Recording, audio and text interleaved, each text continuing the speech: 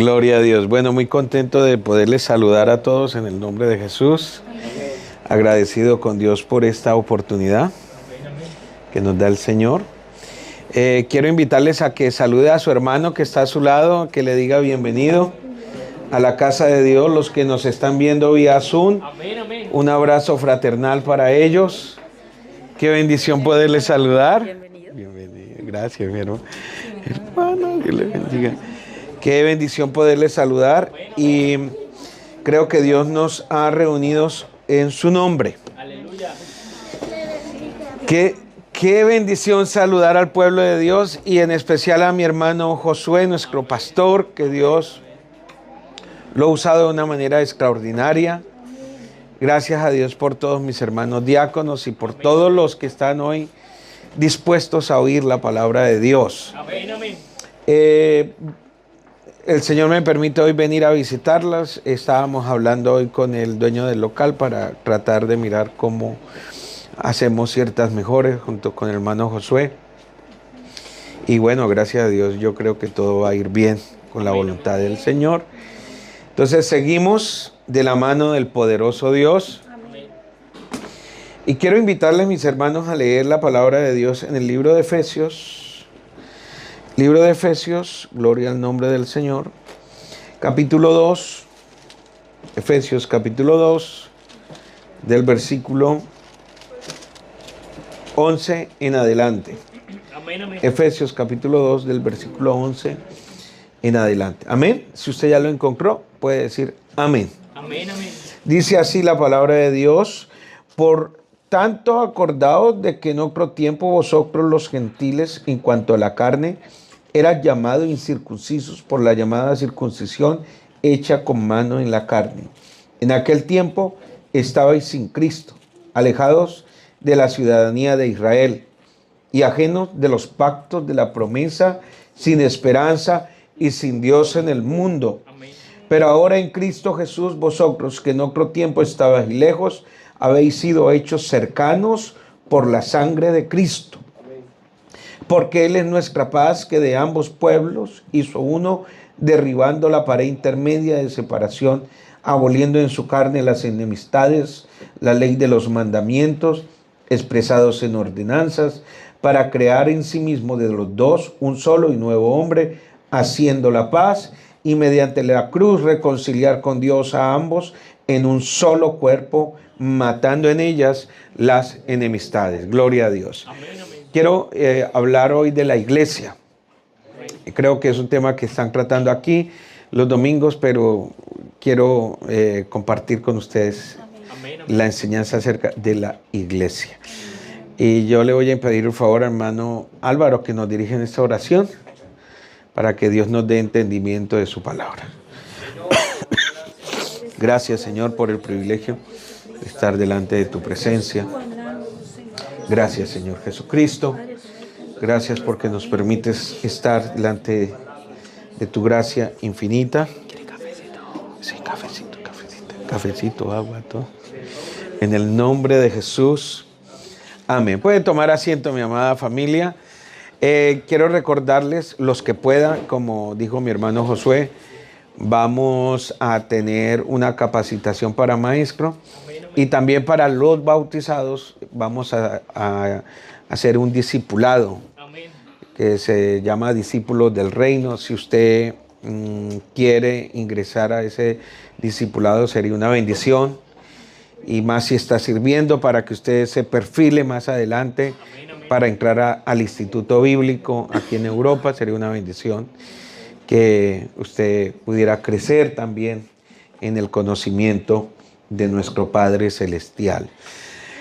Bueno, mis hermanos, yo creo que estamos en un periodo que no podemos negar que la iglesia está siendo atacada por todos los frentes.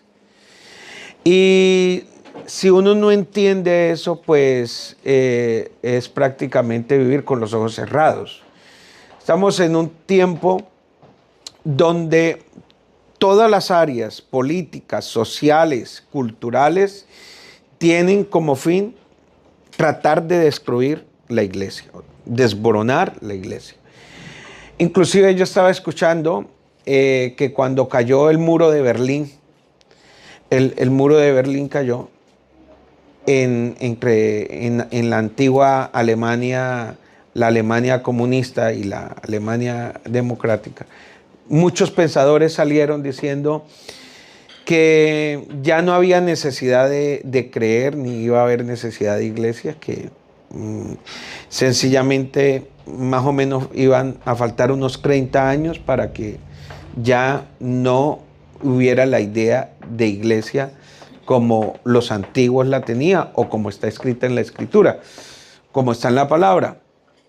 Pero es bueno y hermoso saber que aquí sigue la iglesia. Amén. Pero no podemos negar que la iglesia está pasando a nivel mundial por cierta situación donde el blanco es ese: tratar de quebrantar, de destruir las simientes de lo que es la iglesia.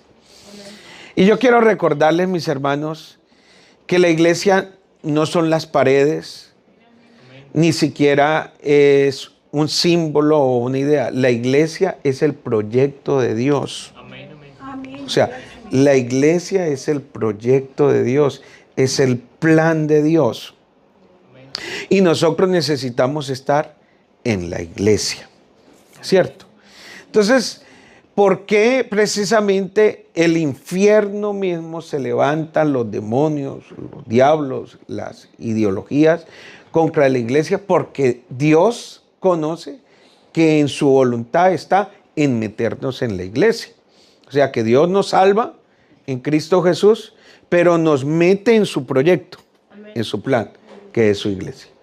Entonces, fuera de la iglesia no estamos en el plan de Dios. Dentro de la iglesia estamos en el plan de Dios. Entonces, la religiosidad, la cultura, a veces las ideologías van a destruir y van a querer destruir la esencia de la iglesia.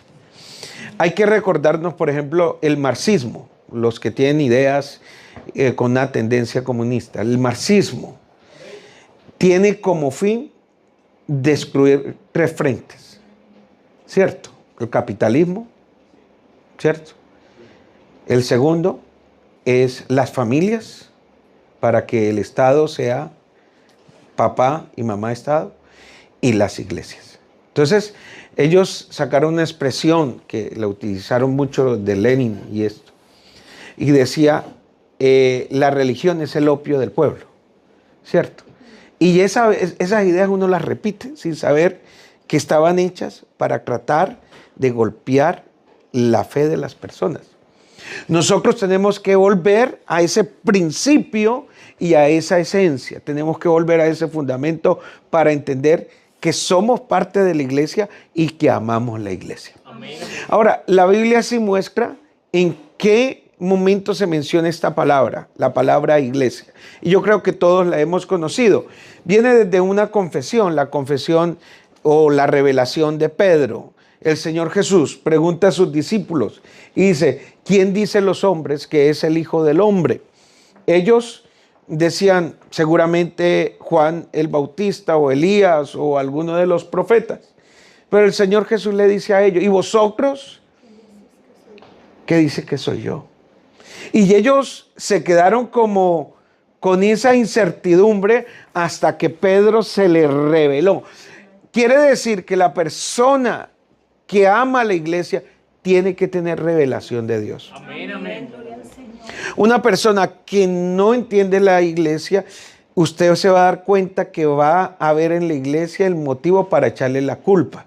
O sea, si le va mal en el matrimonio es culpa de la iglesia. Si sus hijos no son convertidos es culpa de la iglesia. Si las cosas no están dando bien es culpa de la iglesia. ¿Usted no ha notado que eso es así en las personas? Cuando la persona está desmotivada y usted habla, no, es que en la iglesia me hicieron. Y como que la iglesia tuviera la culpa. Entonces esa persona no tiene esa revelación. Porque la persona que se le revela quién es Cristo ama a la iglesia. Amén. Amén. Porque hace parte de la iglesia. Y lo que se ama se aprecia. Y nunca se muerde la mano que te está ayudando. Antes se bendice. Entonces, la iglesia viene porque hubo una pregunta del maestro y entonces Pedro se le reveló en ese instante que Jesús era el Cristo, el Hijo del Dios viviente, o sea, la manifestación de Dios en carne. Cuando a él se le revela, a Pedro se le revela que el que estaba ahí era el Hijo de Dios o Dios manifestado en carne. Tú eres el Cristo, el Hijo del Dios viviente. Entonces el Señor Jesús le dice a Pedro y le dice claramente: sobre esta roca edificaré mi iglesia. Entonces muchos interpretan mal y piensan, no, es que la palabra dice que Pedro es la roca, y eso no lo dice la Escritura. La Escritura dice que sobre lo que Pedro declaró, o sea, sobre el fundamento que dijo Pedro, es nuestra roca. Porque en sí, Pedro viene del griego que significa Petros, que significa piedra pequeña. Y él mismo lo expresa cuando escribe la carta que él hace, la carta universal de Pedro. Él dice que somos piedras vivas. O sea que todos nosotros, si estamos en Cristo, somos esas piedras del templo espiritual, que es su iglesia. Cada uno de nosotros somos parte de ese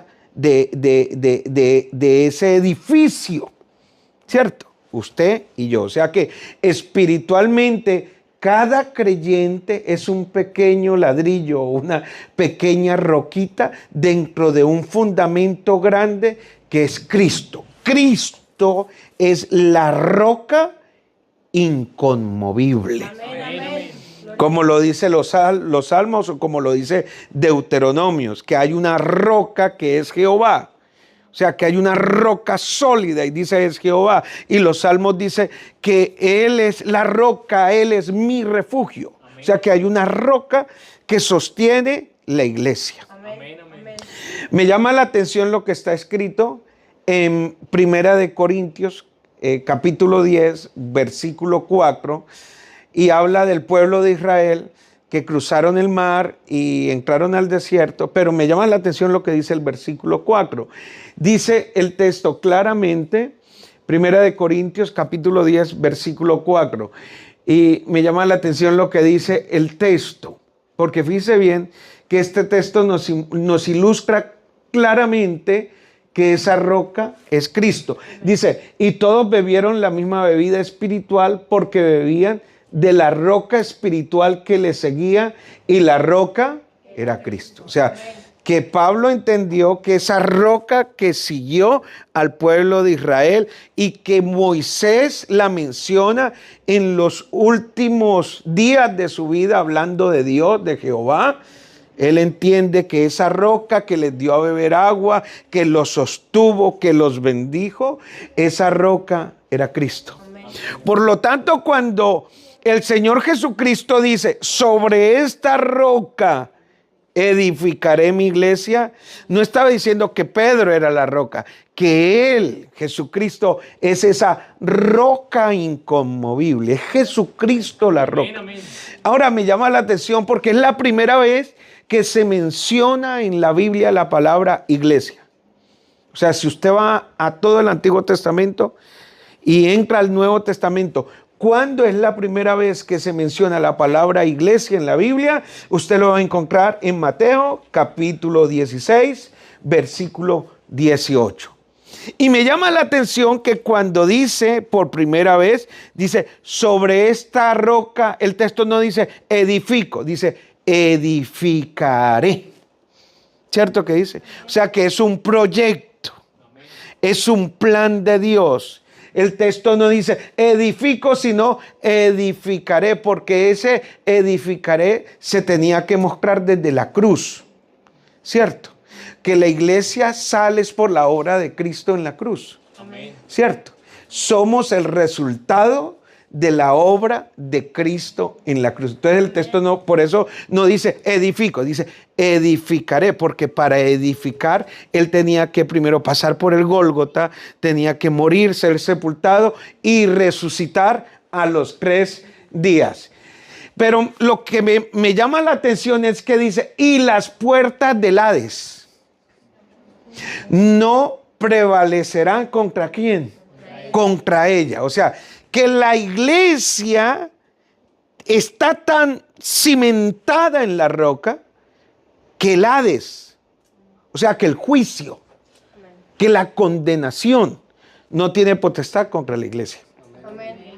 Entonces, por mucho que la gente quiera destruir, por mucho que las personas digan, no, no quiero la iglesia y que se acabe y se idean fórmulas, la iglesia está en la roca. Amén, amén. Y el infierno no tiene potestad contra ella. Amén.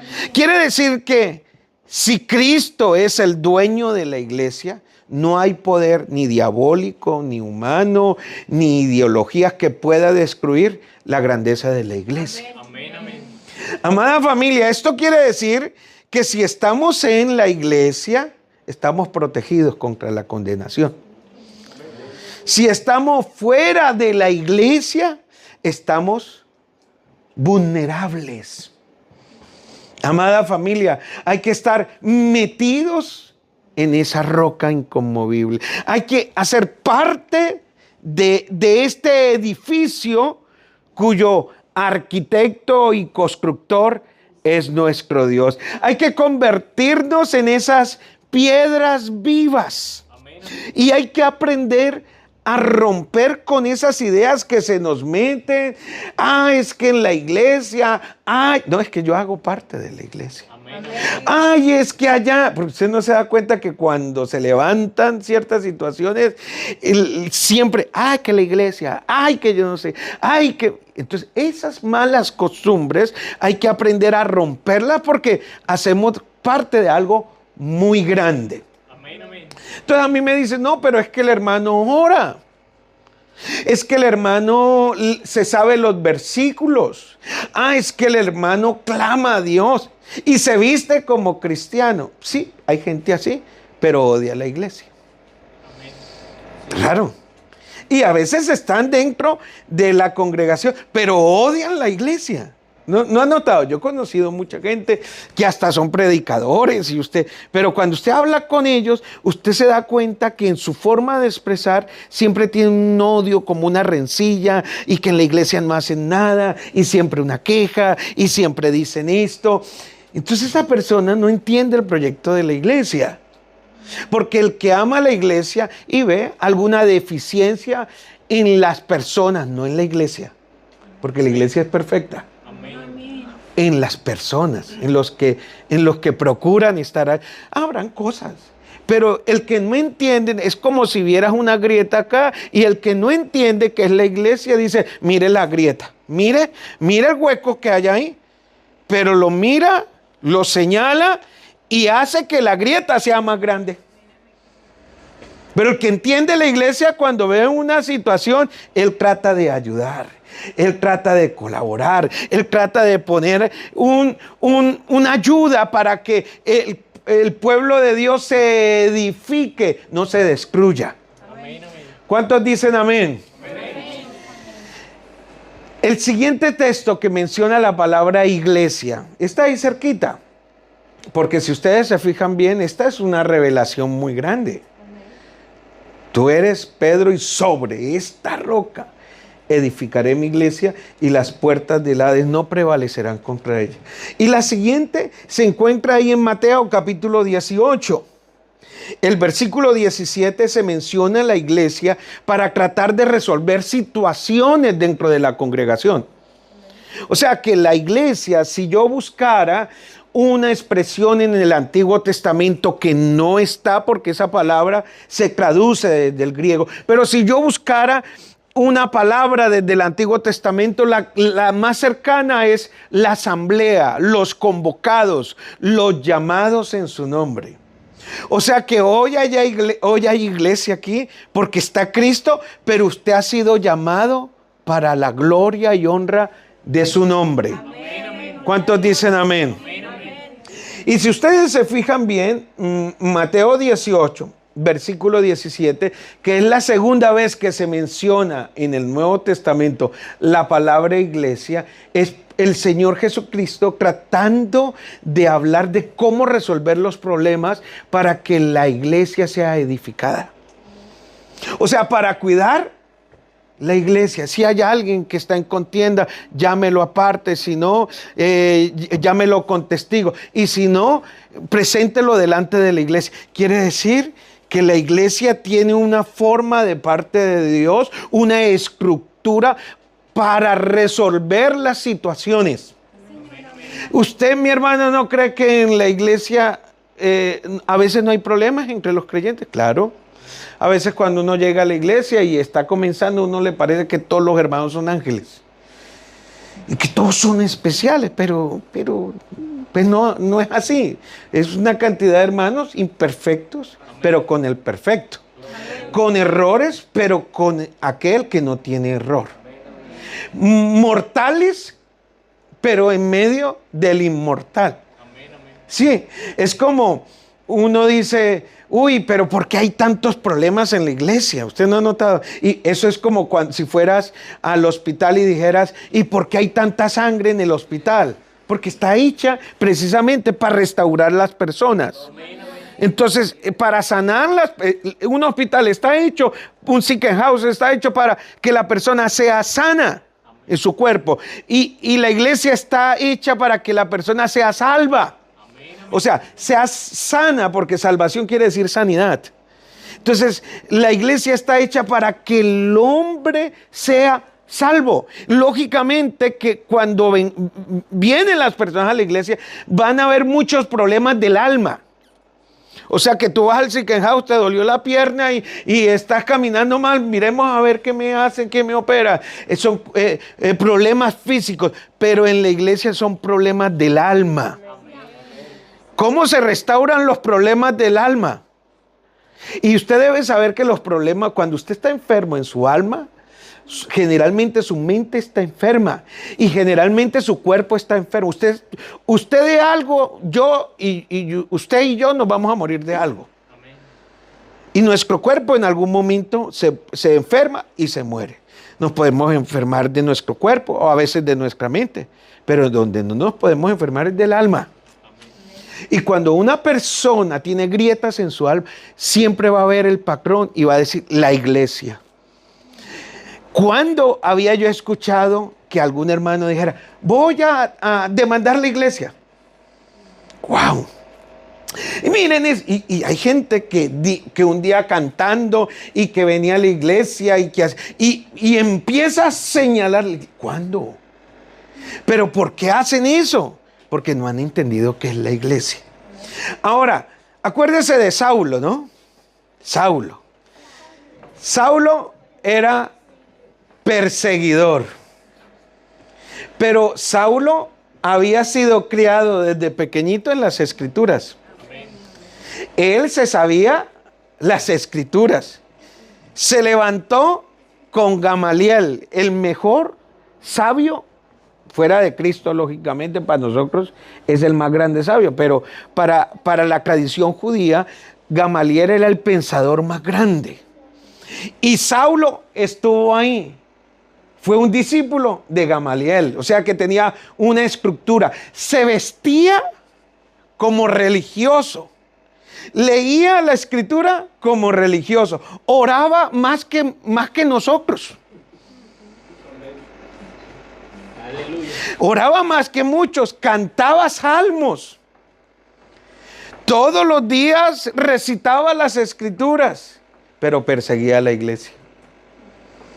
Entonces uno dice, no, es que sabe la escritura, es que es que cantaba tan lindo en la iglesia y cómo cantaba, pero cómo porque la persona que no ha nacido de nuevo no le ve la importancia a la iglesia. Pero el que ha nacido de nuevo, para él sí es importante. Porque él sabe que más que las paredes es la grandeza de Jesucristo. Que Dios nos ha hecho un pueblo para un día estar allá, que aquí Dios nos está formando como en una escuela para un día verlo a Él y graduarnos allá. O sea que cada vez que usted venga al culto y cada vez que usted se sienta para recibir una enseñanza, es que Dios te está moldeando, formando, instruyendo, porque nos quiere ver allá. Y si no logramos aquí en esta tierra amarnos, ¿cómo nos vamos a amar allá por la eternidad? Si a usted le cuesta aquí perdonar a su primo, a su esposo, a su hijo, a su hermano, que no me lo paso, dijo la hermana, que no, yo de aquí no me lo aguanto. Si usted no es capaz aquí, ¿cómo quiere estar allá por la eternidad con Dios? Usted tiene que aprender a amar la iglesia aquí. Porque lo que Dios nos tiene es muy grande allá en la eternidad. Amén, amén. La iglesia, ¿dónde nace? Porque sí es bueno entender esto. ¿Dónde nace la iglesia? La iglesia nace, así como cuando una mujer queda en embarazo, ¿cierto? No nace el bebé de una. ¿O sí? Concibió y enseguida ya nació. ¿Cierto que no? Hay un proceso de 9 meses, ¿cierto? Entonces, la iglesia nace en el Calvario. Pero hay un proceso de la obra de Cristo, desde que nació Jesucristo, desde que ejerció su ministerio y desde que muere en la cruz. O sea, la iglesia es el resultado de la obra de Cristo, ¿cierto? Entonces, acuérdese de esta figura que está en el Antiguo Testamento. La Biblia dice que Adán fue puesto en el huerto del Edén. Y dijo Dios, uy, Adán está solo. Entonces dice la Biblia, dice, le haré ayuda idónea, ¿cierto? O sea que las chicas de la iglesia, las que están casadas, deben ser ayuda. Porque la mujer refleja lo que es la iglesia para Cristo, ¿cierto? ¿Y de dónde sale Eva? O la varona. Sale de Adán, ¿cierto? ¿De dónde sale la iglesia? De Cristo. ¿Cierto? Entonces, ¿qué pasó? Adán, dice la Biblia, que tuvo sueño profundo. No sé cómo sería el sueño profundo, pero Dios lo operó. ¿Cierto? Le puso una anestesia. Entonces, quedó sueño profundo. Y de pronto de un costado salió su chica. ¿Qué diría Adán cuando vea a Eva? Wow. ¿Cierto? Así tiene que verla usted cuando vea a su esposa. Tiene que mirarla con ojos de amor. Y estaba ahí, su chica, dice, la Biblia dice que Eva era carne de su carne y hueso de sus huesos. Entonces la iglesia es lo mismo. Entonces me llama la atención que Adán quedó dormido y de su costado Dios le saca una costilla y sale su mujer.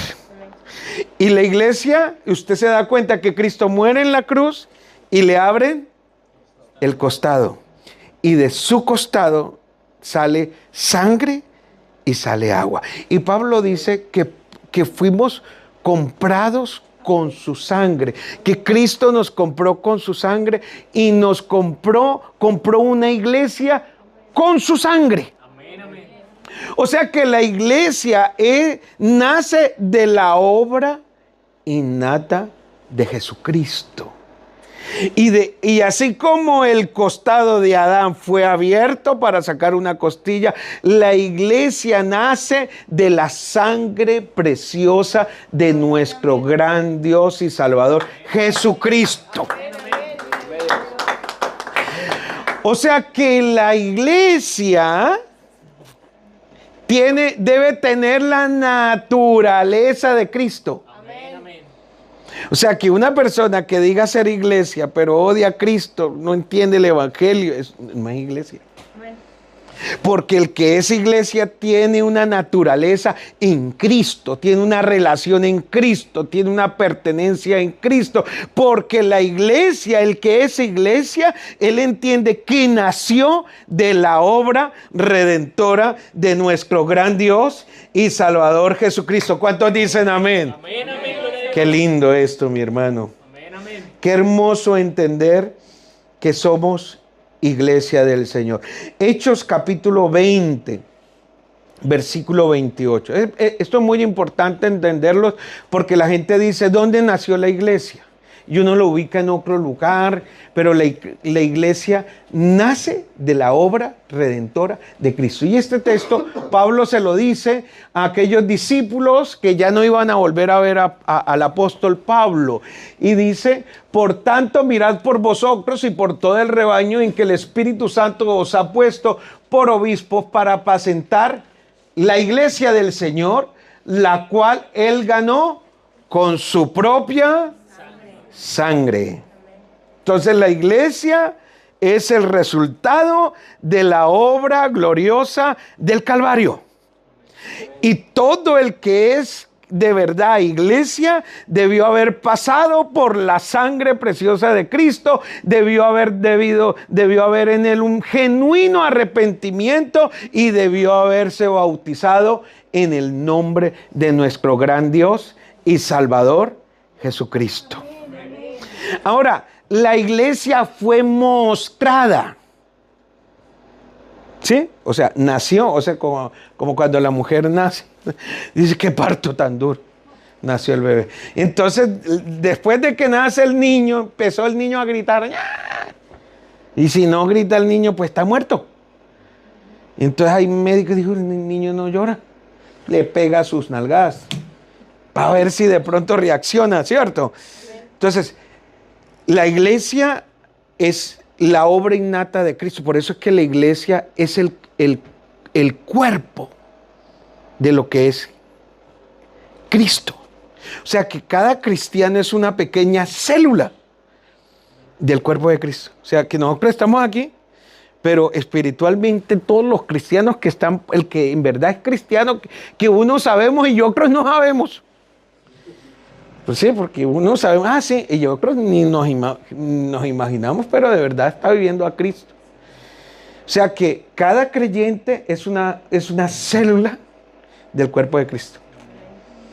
Y la única forma de tener vida en Cristo es permaneciendo en el cuerpo. ¿Cierto? Porque si usted tiene un árbol y usted tiene un pino, ¿no? Usted tiene un pino y usted le quita la rama, una ramita. ¿Esa rama está viva o ya está muerta? Ya está muerta. ¿Por qué? Porque ya no tiene la savia del árbol, porque se soltó. Toda persona que se suelte de Cristo y se suelte de la iglesia está muerto. Usted ve que cuando la persona dice, no, es que yo ya no quiero ir más por ahí, esa persona lo están arrancando, no se deja arrancar, permanezca, como dice San Juan 15, permaneced en mí y yo en vosotros. Así, agárrese más. Y si el día que te diga el pastor, hermana, no vuelva, dice, no, ay, le tocas por el otro lado. Bueno, no, por aquí no, te metes por el otro lado, porque usted pertenece. Amén, amén. Usted hace parte del cuerpo de Cristo. ¿Cuántos dicen gloria a Dios? Entonces el día de Pentecostés es el momento donde se muestra la iglesia. ¿Cierto? Por eso llama la atención que ¿cuántos creyentes vieron la resurrección de Cristo? ¿Cuántos creyentes fueron testigos de la resurrección de Cristo? Cristo murió, fue sepultado y resucitó. Y se levantó y se empezó a presentar ante sus discípulos, a veces con las puertas cerradas, a veces yendo camino en Maús, en varios momentos. Pero primera de Corintios 15 dice que habían unos 500 creyentes. De esos 500 creyentes que eran creyentes, se fueron al aposento alto como 120, o sea, un como 120. Y estos como 120 van a disfrutar de la grandeza de tener comunión. Lo que está escrito en el Salmo 133. Mira cuán bueno y cuán delicioso es habitar los hermanos juntos en armonía. Entonces, el texto Hechos capítulo 2, versículo 1 en adelante dice, cuando llegó el día de Pentecostés, estaban todos unánimes juntos. ¿Y qué pasaba el día de Pentecostés? Era una fiesta judía. Pente significa 50 días después de la Pascua, y era una fiesta que hacían 50 días después de la Pascua, donde los judíos le traían al sacerdote trigo fresco. las primicias de esos trigos, y con ese trigo lo cogían y ese trigo de ahí hacían unos panes, hacían 2 panes, y el día de Pentecostés esos panes eran mostrados al pueblo y eran mecidos. Así eran moscrados y mecidos. Esa era la fiesta de Pentecostés. Y cuando el sacerdote mecía esos panes, estaba bendiciendo toda la cosecha. Entonces entiéndame, mi hermano, que el día de Pentecostés fue el día que Dios escogió para él mostrar su iglesia, y de 2 panes, o sea, de los judíos y de los gentiles, mostrar una iglesia que bendiga a todas las naciones, a todos los pueblos, si pertenecemos a la iglesia. Él la mecía, el sacerdote debía mecer. Entonces el día de Pentecostés tiene esa connotación, y por eso el texto dice: cuando llegó el día de Pentecostés, estaban todos unánimes juntos. Podemos estar juntos, pero no unánimes. Amén. Amén. Cierto que a veces estamos juntos, dice juntos, pero no revueltos. Cierto que estamos juntos, pero cada uno por su lado, cada uno con su enfoque, cada uno con su idea, y el otro dice: no, es que esto es de cultura, el otro dice: no, el otro es de comida, el otro dice es de país, el otro dice: no, es que yo aprendí así, que la iglesia es así. El otro arma la iglesia de una manera y de otra, y le dice: esto es así y allá se hace así, pero ellos no eran así. Si uno quiere ver cosas grandes en la iglesia, pues hay que ser iglesia. Usted vendrá de su país, de su forma. El uno le gustará la empanada, el otro el Surinam Eiten, el otro comerá arroz con camarones, al otro no le... Pero mi hermano, eso no debe ser importante para nosotros. No nos matamos la cabeza por la comida material, sino por esta comida que viene del cielo, por la palabra de Dios. Y cuando usted tiene esa actitud, lo que le sirvan en la mesa es un motivo para usted para darle gracias a nuestro Dios. Gracias a nuestro Dios. Cuando llegó el día de Pentecostés, estaban todos peleando. Cuando llegó el día de Pentecostés, le tenían rabia al pastor. Cuando llegó el día de Pentecostés, nadie quería apoyar. No. Amén, amén. Cuando llegó el día de Pentecostés, estaban todos unánimes juntos. Entonces hay gente que dice: no, yo no voy a volver a la iglesia porque el pastor ya no me dejó cantar, que cómo es posible. Pero es que usted viene a la iglesia porque tiene un cargo. Y que porque la pusieron a cantar y que no le pusieron a cantar, o que me pusieron a dirigir, y al hermano cómo lo ponen a él y a mí no me ponen, y la persona empieza a tener unos celos, unas envidias y unas cosas que no sirven. Amén, amén. Porque no hace parte de la iglesia. Y unos conflictos como de intereses y envidia, eso hace parte de la carne. Rompa eso, porque el que está en la iglesia quita todas esas arandelas. Porque queremos es que mueva el Espíritu Santo. Y queremos un día que diga: no, hermano, esto está lleno, ¿cómo hacemos? Vamos a buscarnos otro local, o vamos a arreglar. Porque no es el lugar el que da la bendición, es su presencia, es su obra redentora. Entonces a mí me dice: hermano, para que la iglesia crezca hay que ubicarle el horario del culto así, hay que hacerlo así. No, mi hermano, eso no se trata de cambiar el horario, de hacerlo así o de acomodarme, porque hay hermanos, pues uno entiende que hay hermanos que como para tratar de ayudar, dice: no, hagamos el culto para cuando llega el hermano tal, empezamos el culto. No ha llegado el hermano tal, entonces lo esperamos y no llega, y entonces lo alargamos.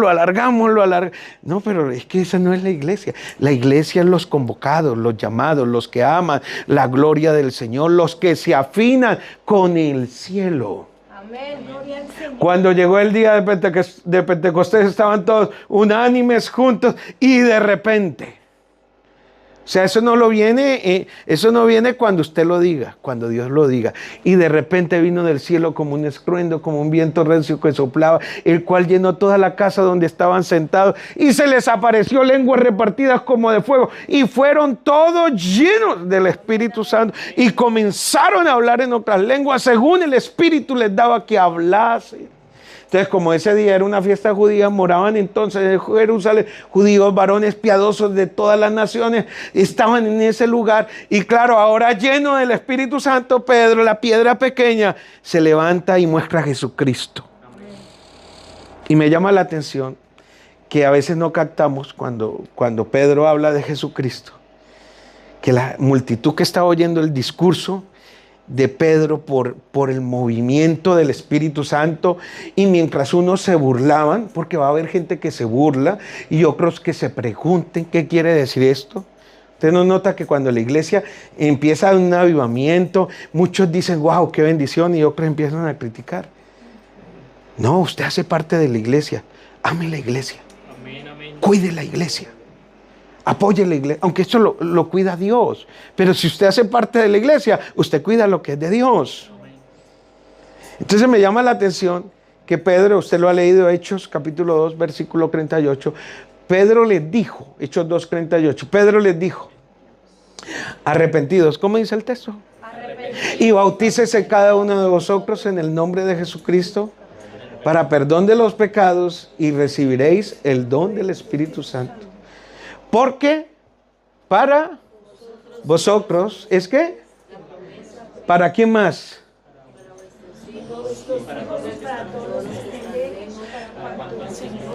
El Señor, nuestro Dios, ya, esa es la iglesia.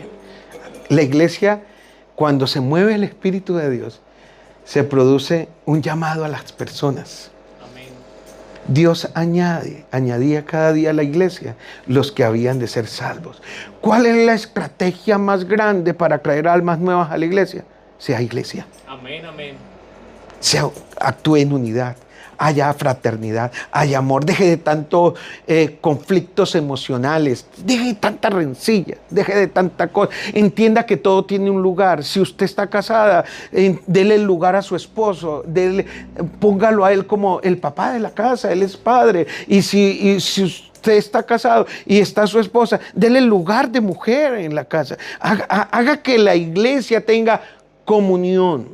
¿Cierto? A uno le ha pasado, hay momentos en la iglesia que uno da un paso y un problema. Hermano, ¿qué tal la torre? Y pasa el otro, y el otro, y el otro, y el otro. Entonces que llega uno y dice, bueno, y cuando uno le dice, venga hermano, le voy a decir algo, Dios mío, ahora ¿qué va? ¿Cierto? Pero qué bueno transformar eso. Que eso lo haga el de afuera, el que viene por primera vez a la iglesia, el que visita, que él diga, hermano, ¿cómo hago? Pero a veces son los creyentes que tienen una cantidad de cargas que aunque Dios les haya hablado, les haya dicho, no, ellos siguen en sus caprichos y en sus ideas porque a ellos les parece. Pero qué bueno ser iglesia. Amén. ¿Cuántos dicen gloria a Dios? Gloria a Dios. Versículo 40, y trato de citarlo porque miren lo que sigue diciendo. Y con otras muchas palabras testificaba y les exhortaba, sed salvos de esta perversa gente. Imagínense si eran perversos los de esa época, que estaban ahí como orando y yendo al día de Pentecostés, estaban yendo a Jerusalén, dizque alabando a Dios, y le dicen, sed salvos de esta perversa generación. ¿Qué diremos ahora? ¿Qué diremos de nuestra sociedad? Entonces, no se enamore de la sociedad, no se enamore del mundo, porque no se enamore de los cantantes del mundo, no se enamore, porque mire, el Grammy se lo ganó una persona que canta más bonito, el de la calle, el gamín del pueblo, canta más bonito que el que ganó el Grammy de ahora. Pero estamos en ese tiempo donde no hay valor de nada. Pero nosotros sí tenemos valor. Nosotros sí amamos los principios de Dios. La iglesia la amamos. Amamos al dueño de la iglesia, que es nuestro Señor Jesucristo. Amamos a cada creyente redimido por la sangre de Jesús. Amamos a cada niño que viene a la iglesia. Lo amamos y lo cuidamos. Amamos a cada anciano de la iglesia. Mi hermano, y cuando eso está en la iglesia, se manifiesta el Espíritu Santo. Y fíjense bien lo que sigue. Versículo 41. Así que los que recibieron su palabra fueron bautizados y se añadieron aquel día como 3,000 personas. Y el versículo 42 dice claramente, y perseveraban.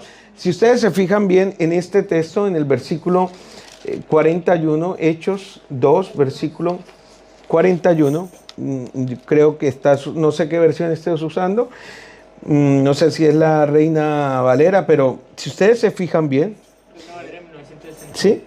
Así que los que recibieron su palabra fueron bautizados y se añadieron aquel día como 3,000 personas y perseveraban en el versículo 42 y perseveraban en la doctrina de los apóstoles, en la comunión unos con otros, en el partimiento del pan y en las oraciones. Son 4 cosas que deben estar sólidas en la iglesia.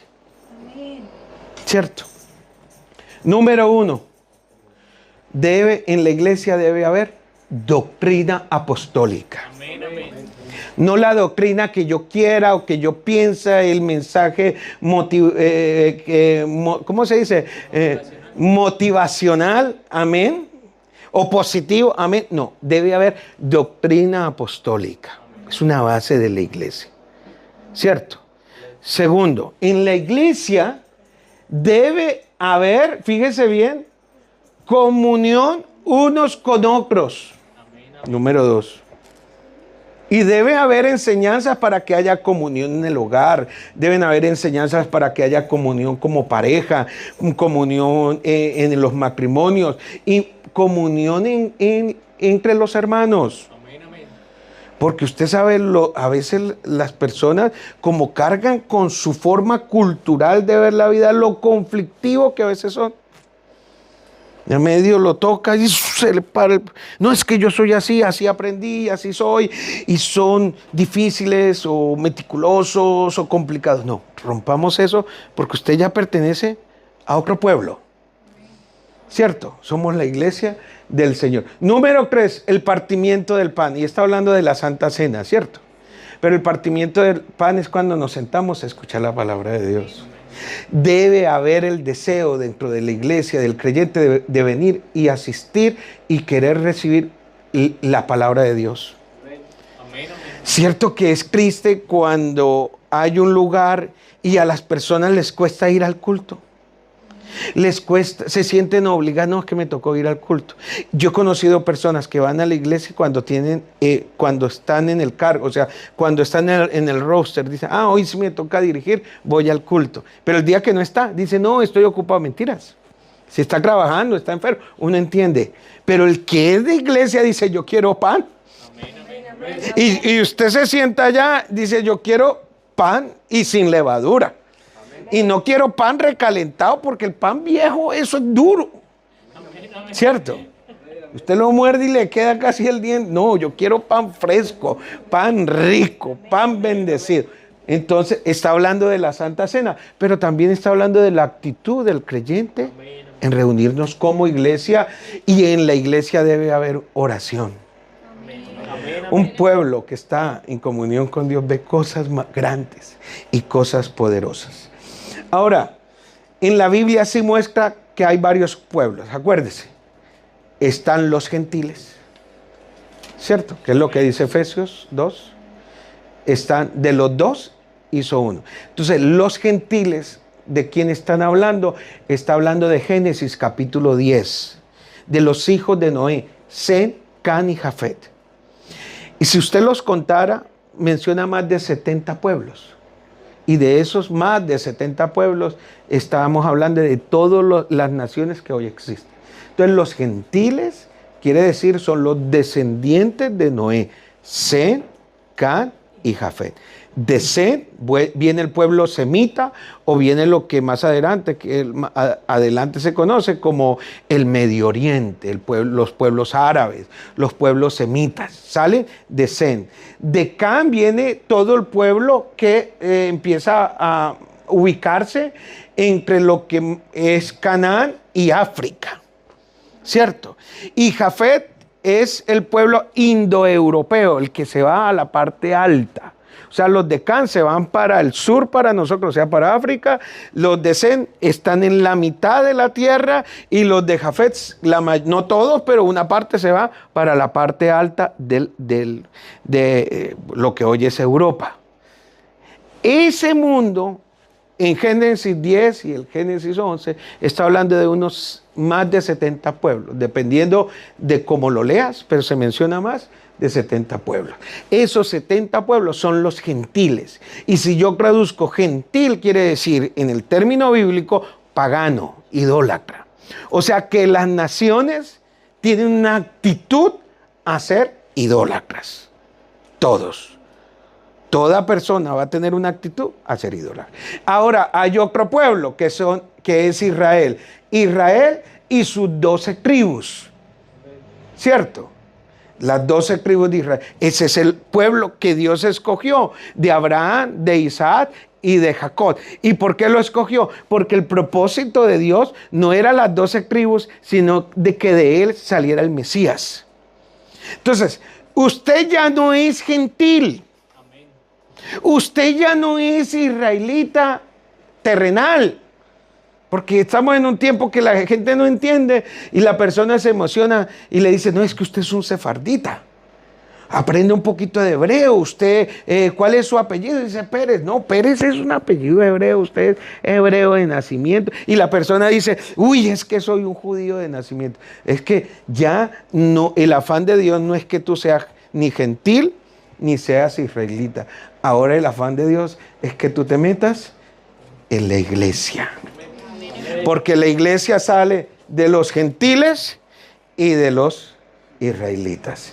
Tú puedes venir de una descendencia de Israel, pero tú necesitas ser iglesia. O tú puedes ser un gentil y tú necesitas ser iglesia.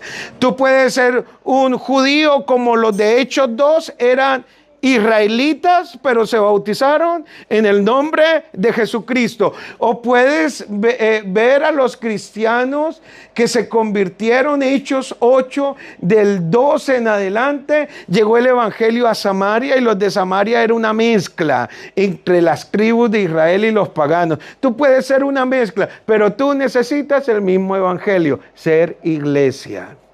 O tú puedes ser un gentil como Hechos 10, que era Cornelio, que era italiano y Dios lo tocó y se bautiza en el nombre de Jesús. ¿Por qué? Porque Dios nos quiere meter en su iglesia.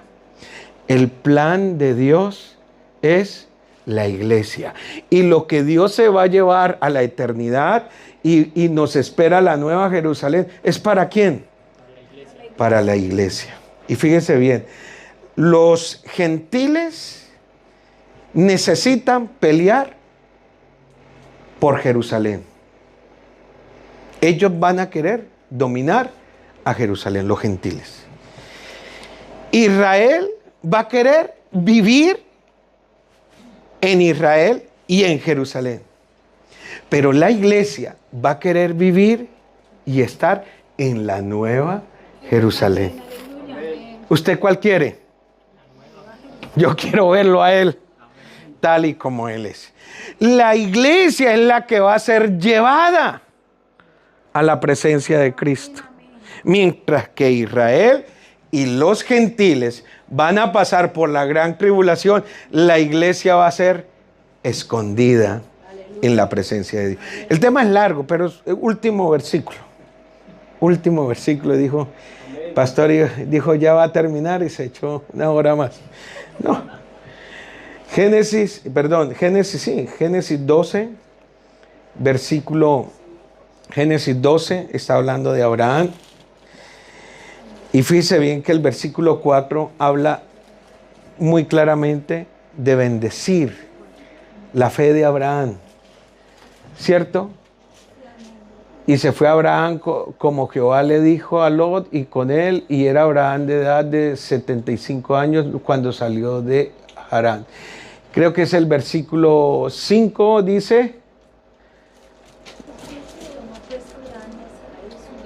Ahora pasemos al versículo 3, dice. Gloria a Dios. Dice, y bendeciré a los que te bendijeren, y a los que te maldijeren maldeciré. Y dice, y serán benditas en ti todas las familias de la tierra.